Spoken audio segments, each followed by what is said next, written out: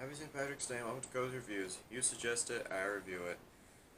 And today, because it's St. Patrick's Day, you know what that means. I gotta review another film in the Leprechaun series.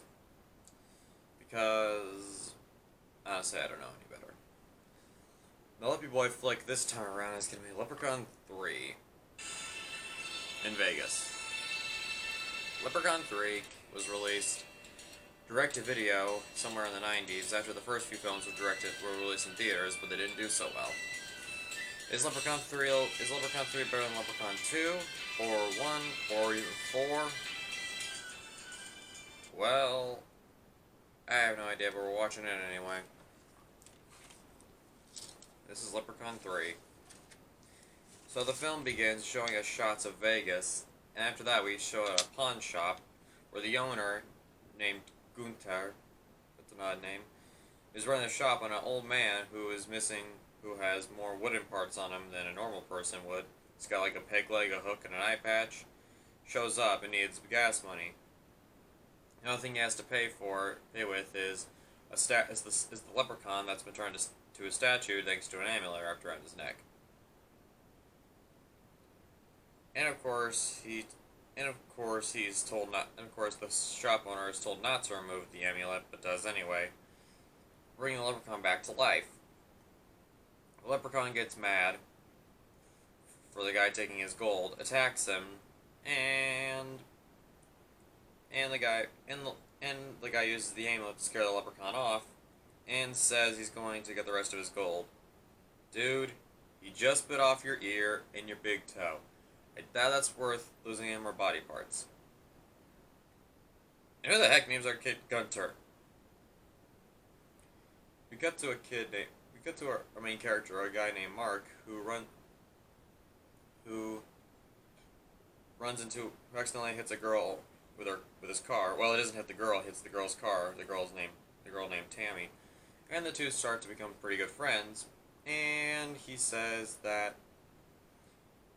she says that she'll take him to work as long as he doesn't gamble, since she works at a casino, since he's underage. He's like, what, 18 or something? I don't know. And the way he looks around is like he's like a kid in a candy store. Dude, it's just people gambling. There's nothing really that worried about that. Well, anyway, go back to the pawn shop where Gunther is examining the leprechaun's gold and seeing how it works, and a few other things are brought to the leprechaun lore this time. Remember how in Leprechaun 2, if you had the leprechaun's gold, you couldn't be hurt? Well, in this one, apparently, if you have a leprechaun's gold coin, it grants you any wish. So what, is gold's like a genie now? Did the creators of this film even try keeping the continuity from the last couple movies? I'd like to know. I mean, how do you think the conversation went when they were coming up with this film? Hey boss, can we talk for a minute, please? What is it? What's the problem? Is there a problem? Well, we're trying to write a new film for the Leprechaun series, and we're running out of ideas here. So what do you suggest we do? I don't know, let's change the lore up a bit or something like that, I don't care. I just want to make more money for this franchise, let's go. Yeah, that's probably how it went down. Anyway, so Gunther tries to get rid of the leprechaun, but the leprechaun uses a statue of a guy holding a bow and arrow to shoot him in the leg, and the leprechaun hides his gold in a safe to get his coin back, the one that Gunther happens to have. Well, that's convenient. Well, anyway, soon the two get to talking, and the two are having tea. Anyway, so Mark runs out of money due to gambling he tries going to the pawn shop to trade in his gold watch, but finds Gunther dead, having been strangled by the leprechaun. Oh well. So, Mark uses the gold coin, wishing he was back at the casino on a winning streak, and it works.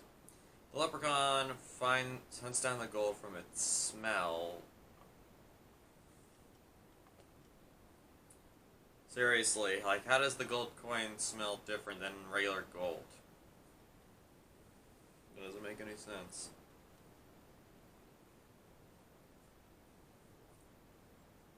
Anyway. Anyway. Um. Well, anyway. So the leprechaun goes to the casino and finds an Elvis impersonator and does a Elvis impression. The freaking leprechaun does an Elvis impression. What's next? Dracula dressing up like Elton John? Swear to God, if that exists, friggin' strangle somebody.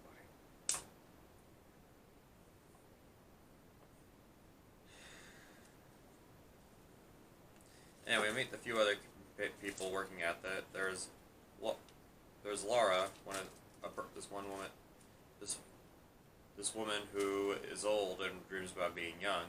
Fazia, one of the worst magicians in the world, and Brent, the guy who owns the whole casino.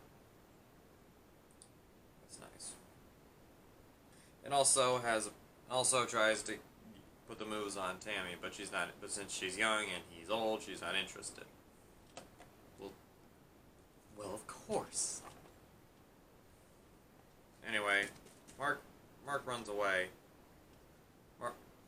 Marco heads to his room and gets into a fight with the leprechaun. And he gets bit by a leprechaun. His blood, and he stabs the leprechaun in the eye. The leprechaun's blood mixes with Mark's wound and starts turning him into a leprechaun. So what, it's like a were-leprechaun? You know what, just for the sake of it, I'm gonna do this gag. Even a man with a heart of pure and says his prayers at night may turn into a leprechaun when the leprechaun bane blooms and the moon is bright. Couldn't resist. Anyway, so he finds out that the gold coin's magic, and Brett uses it for putting the moves on Tammy. Oh Lord, help me.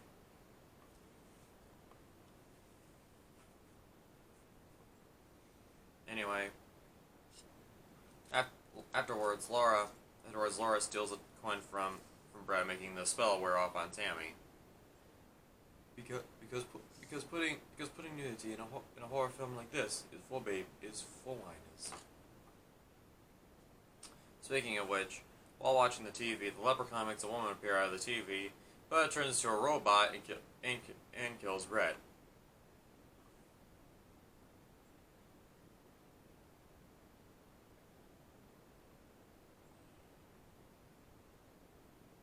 Just why am I watching this? Is this really what I want to do with my life? Is this really life? No, it's not life, but it's life for me. It's sad, but it's all I got. I mean, you know what? I just need to calm myself down.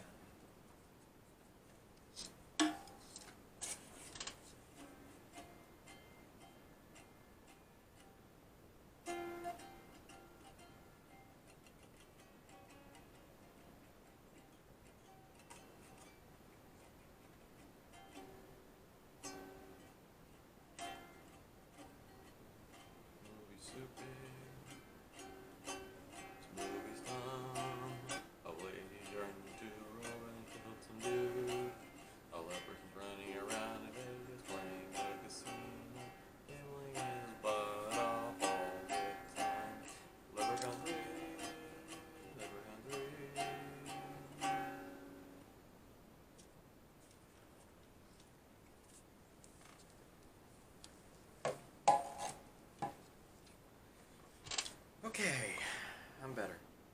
Let's move on. Anyway, Laura takes the coin to turn herself young and beautiful, and it works. Fozzie takes the coin from her, and the leprechaun shows up, inflates Laura until she explodes. Probably one of the most well-known deaths in this whole movie. And then Fazio uses the coin to turn himself into a most powerful magician. Instead of, oh, I don't know, getting himself some real magic. Hey, let's see how Mark's doing. He's still turning into a leprechaun. Good luck with that. Anyway. So Tammy finds out about the leprechaun, and while Fazio's doing a little magic performance, leprechaun shows up and cuts the dude in half. And Fazio doesn't shout something like, "Help! This isn't part of the act," or something like that.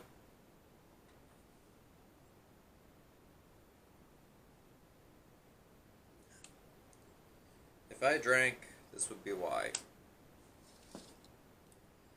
Anyway, they take Mark to a hospital to take care of his leprechaun condition, and a bunch of unfunny jokes later, the leprechaun sneaks in dressed like a nurse, and Mark uses his leprechaun powers to escape. He gets back to the casino. They destroy the gold by using a flamethrower. Wait a minute. Last time I checked, that didn't destroy gold. It just melted it. Then again, my chemistry teacher probably didn't know what he was talking about, because in this film, apparently gold just disappears. The movie ends with the leprechaun being put into flames, and everyone living happily ever after, but they'll need some therapy. What can I say about What can I say? I don't know. I really don't know what to say about this movie. It's a mess. It's a real big mess.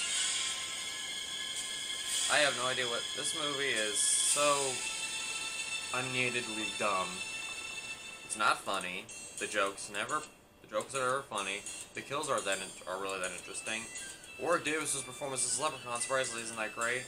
And on top of that, it's so stupid.